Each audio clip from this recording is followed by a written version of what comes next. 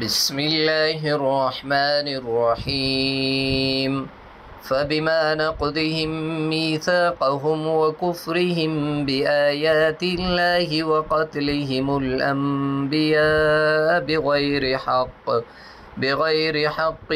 وقولهم قلوبنا غلف بل طبع الله عليها بكفرهم فلا يؤمنون إلا قليلا وبكفرهم وقولهم على مريم بهتانا عظيما وقولهم إنا قتلنا المسيح عيسى ابن مريم رسول الله وما قتلوه وما صلبوه ولكن شبح لهم وإن الذين اختلفوا فيه لفي شك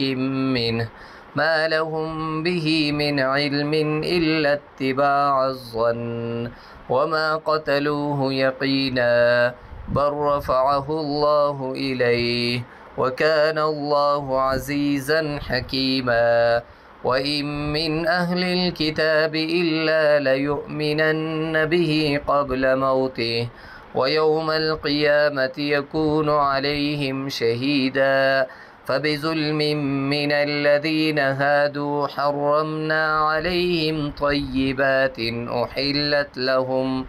أحلت لهم وبصدهم عن سبيل الله كثيرا وأخذهم الربا وقد نهوا عنه وأكلهم أموال الناس بالباطل وأعتدنا للكافرين منهم عذابا أليما لكن الراسخون في العلم منهم والمؤمنون يؤمنون بما أنزل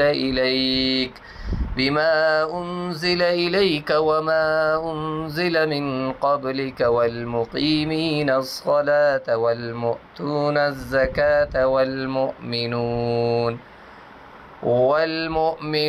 بالله واليوم الآخر أولئك سنؤتيهم أجرا عظيما صدق الله العظيم والسلام عليكم ورحمة الله وبركاته.